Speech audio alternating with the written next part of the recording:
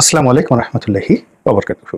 সম্মানিত দর্শক, ইদানিংকালে আমাদের রাজনীতি এবং আমাদের যে রাজনৈতিক সংস্কৃতি, এই দুটোর সঙ্গে সামাজিক মাধ্যম একেবারে অঙ্গাঙ্গিভাবে জড়িয়ে পড়েছে। সামাজিক মাধ্যম বলতে ফেসবুক, টুইটার, ইউটিউব, লিঙ্কডইন ইত্যাদি। তবে ইউটিউব এবং ফেসবুক এই সামাজিক মাধ্যমগুলোর মধ্যে সবচেয়ে বেশি গুরুত্বপূর্ণ ভূমিকা পালন করছে, এমনকি মূলধারার গণমাধ্যমের চাইতেও বেশি। এবং এটা কেবল যে মাত্র বাংলাদেশ তা নয়।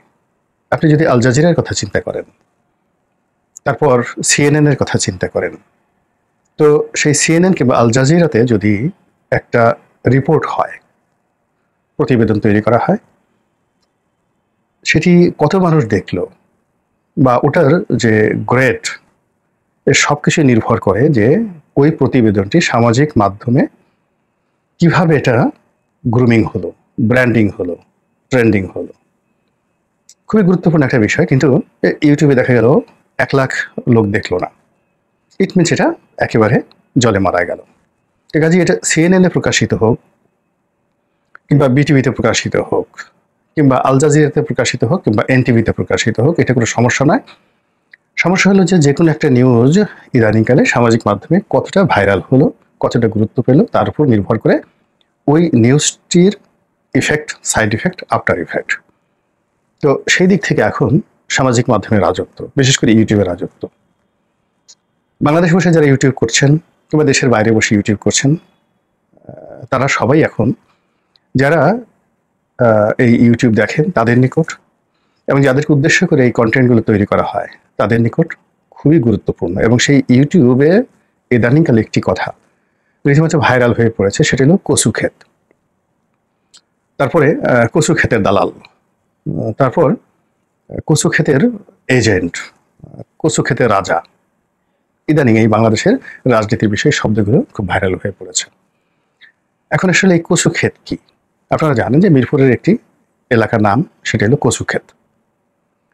এবং সেই কচু ক্ষেতের কাছাকাছি বা কচু ক্ষেত এলাকার মধ্যে 3 বাহিনীর যে গোয়েন্দা সংস্থা, কম্বাইন্ড যেটা ইন্টেলিজেন্স ডিপার্টমেন্ট রয়েছে, সেটা হলো ডিজিএফআই।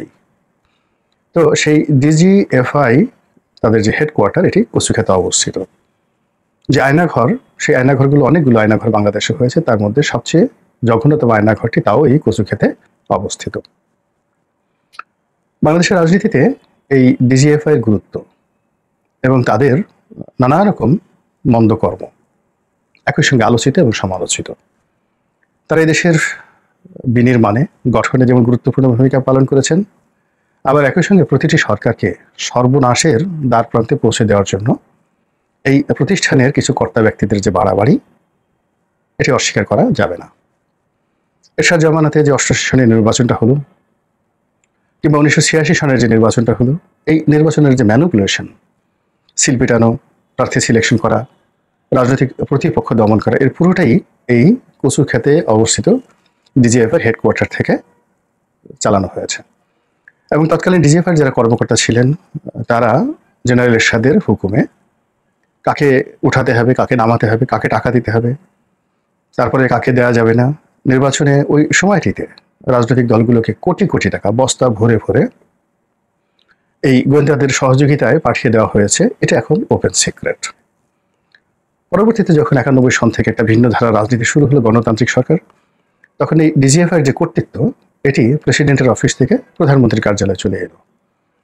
এবং ডিজিএফআই যিনি প্রধান ডিরেক্টর জেনারেল, তিনি এবং আরো কতগুলো গুরুত্বপূর্ণ পোস্ট রয়েছে এখানে, তারা সবাই মূলত প্রধানমন্ত্রীর কাছে সরাসরি রিপোর্ট করেন, একইভাবে এনএসআইও।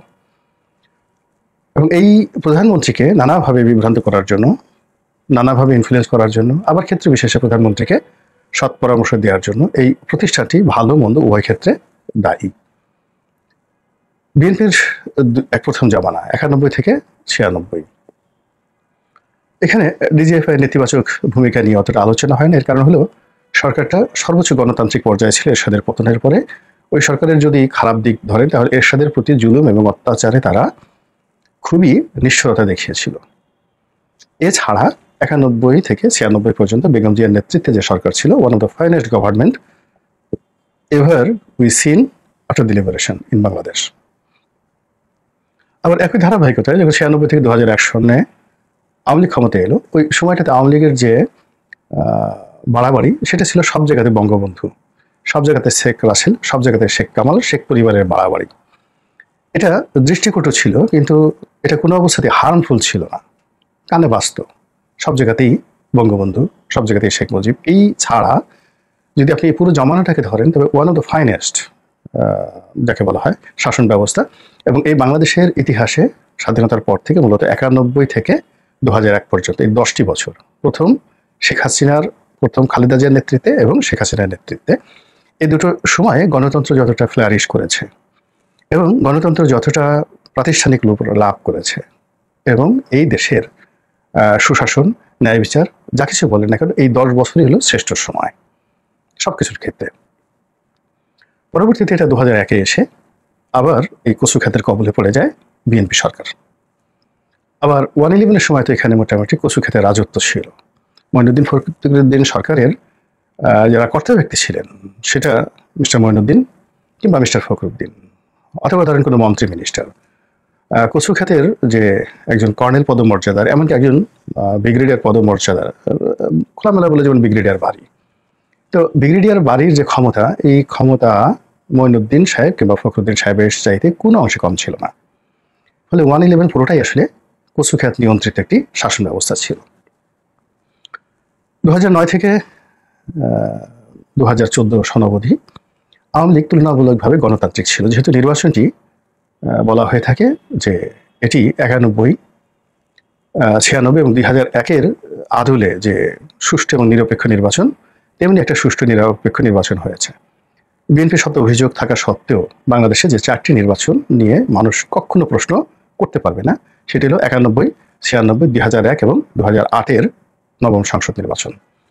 তো যেহেতু একটা গণতান্ত্রিক নির্বাচন ছিল, তো সেখানে সরকার, বিরোধী পক্ষ সকলের অংশগ্রহণ, প্রাণবন্ত একটি সংসদ, এটি 2012 সন পর্যন্ত অব্যাহত ছিল। কিন্তু বিএনপি যেই সময়টাতে সংসদ বর্জন শুরু করলো এবং আওয়ামী লীগ যেই সময়টাতে জামাতকে যুদ্ধাপরাধের দায়ে জড়ানোর জন্য একেবারে সর্বোচ্চ নিষ্ঠুরতা অবলম্বন করলো, তখন থেকে গণতন্ত্রের সৌন্দর্য হানি হলো আর কচু খাতের গুরুত্ব বাড়তে থাকলো। এবং সেই যে কচু খাতের গুরুত্ব বেড়েছে 2013 সন থেকে, সেটা এখন পর্যন্ত কমেনি। এখন ভিন্ন আঙ্গিকে, নিষ্ঠুরতা নেই, তারা গুম করছে না, কিন্তু রাজনীতির পেছনে যে কলকাঠি কিংবা যমুনার যে বাতাস, যমুনার যে ঢেউ, ডক্টর মোহাম্মদ ইউনূসের যে অভিব্যক্তি, সবকিছুর মধ্যে একটা কচুক্ষেতি কেরামতি রয়েছে। তো সেই কচুক্ষেতি কেরামতে এখন যে অবস্থা হয়ে গেছে, যে পুরো ভঙ্গুর একটা অর্থনীতি, ভঙ্গুর একটা রাজনীতি, তার সঙ্গে সঙ্গে মানুষের আশা নিরাশা, মানুষের হতাশা এবং মানুষের দুর্বলতা এবং অক্ষমতা, এবং এই অক্ষমতাগুলোর মধ্যে কচু খাতের, কচুর লতির চাবুকের যে আঘাত, সেই আঘাতে সারা শরীর রীতিমতো অ্যালার্জিতে ভরে যাচ্ছে। আপনারা জানেন যে কচু একটি সবজি, যা খেলে আপনার শরীরে প্রচুর অ্যালার্জি হয়। সেটা কচুর পাতা খান, কচুর ডগা খান, কিংবা কচু খান, কিংবা কচুর লতি খান। কচুর লতির সঙ্গে আপনি চিংড়ি মাছ দেন অথবা সর্ষে দেন, কিন্তু এর অ্যালার্জি আপনি দমন করতে পারবেন না। একইভাবে বাংলাদেশের রাজনীতি 80-র দশক থেকে আজ অবধি যেভাবে এই সংস্থাটি অর্থাৎ ডিজিএফআই কবলে পড়েছে, খুব বড় মাপের মহামানব না হলে, খুব বড় মাপের মহামানব, গণতান্ত্রিক, শিক্ষিত, সম্ভ্রান্ত, সজ্জন, পলিটিক্যাল ম্যাচিউরড এবং militarily well matured, well groomed, এরকম অনেকটা নেপোলিয়ন বোনাপার্টের মতো, জুলিয়াস সিজারের মতো এরকম ব্যক্তিত্ব যদি রাজনীতির সিংহাসনে না আসেন, ততক্ষণ পর্যন্ত আসলে কচু খাতের গুরুত্ব যাবে না। এবং এখন সমাজে অনেক কচু খাতের এজেন্ট, তারাই মূলত রাজনীতি নিয়ন্ত্রণ করছেন। কচু খাতের সেই অফিস থেকে যেভাবে শিখিয়ে দেওয়া হচ্ছে, সেভাবে প্রেস ক্লাব গরম হচ্ছে, সেইভাবে প্রেস ক্লাবের সামনে রাস্তা গরম হচ্ছে, সেইভাবে রাজনীতির যে অন্দরমহলের যে বৈঠকগুলো সেইভাবে অনুষ্ঠিত হচ্ছে। আবার এই কচু খাতের যে পরিকল্পনা, সেটার বিরুদ্ধে যারা প্রতিপক্ষ এই মুহূর্তে বাংলাদেশে এবং দেশের বাইরে সামাজিক মাধ্যমে আছেন, তারা কচু খাতের নিকুচি করে, কচুর লতি তছনছ করে কচু বাগানে রীতিমতো আগুন লাগানোর জন্য তারা সর্বশক্তি নিয়োগ করে যাচ্ছে। ফলে এখন কচু ক্ষেত, কচু গাছ, কচুর লতি, কচুর লতা পাতা থেকে শুরু করে কচুর ডগা পর্যন্ত এই সব মিলিয়ে একদিকে একটা বলয় তৈরি করেছে, আর একটা এদের বিরুদ্ধে, কচুর বিরুদ্ধে যুদ্ধ শুরু করেছে। সেই যুদ্ধ মূলত সামাজিক মাধ্যমে, গণমাধ্যমে নয়। এখন এই যে এটি যুদ্ধ, এটিকে সফটওয়্যারের যুদ্ধ বলতে পারেন, ইথারের যুদ্ধ বলতে পারেন, মনোমস্তিষ্কের যুদ্ধ বলতে পারেন। এই যুদ্ধের যে পরিণতি, সেই পরিণতি আসলে ভালো হবে না, কোনো অবস্থাতেই ভালো হবে না। এখানে একটা মিনিমাম, যাকে বলা হয় স্ট্যান্ডার্ড, বজায় রাখা দরকার, এবং এখানে একটা মিনিমাম নিয়ন্ত্রণ এবং নীতি দরকার। আদারওয়াইজ রাষ্ট্রের এই প্রতিষ্ঠানটি, তিন বাহিনীর যে সামরিক তিনটি বাহিনী, এই বাহিনীর যে গোয়েন্দা বিভাগ রয়েছে, এই গোয়েন্দা বিভাগের যে কার্যক্রম পরিপূর্ণভাবে প্রশ্নের মুখোমুখি পড়বে। এবং যেভাবে এদের বিরুদ্ধে প্রচার করা হচ্ছে, তাতে করে মানুষের ঘৃণার উপলক্ষ হয়ে পড়বে। এবং রাষ্ট্রের কোনো প্রতিষ্ঠান যদি মানুষের ঘৃণার উপলক্ষ হয়ে যায়, তখন আর সেই প্রতিষ্ঠানটি কার্যকর থাকে না, এবং সেই প্রতিষ্ঠানটিকে অনেক সময় ব্যান করে দিতে হয় এবং নতুন করে কোনো একটা জিনিস তৈরি করতে হয়। মহান আল্লাহ আমাদের সবাইকে হেদায়েত দান করুন এবং হেফাজত করুন। আসসালামু আলাইকুম ওয়া রাহমাতুল্লাহি ওয়া বারাকাতুহু।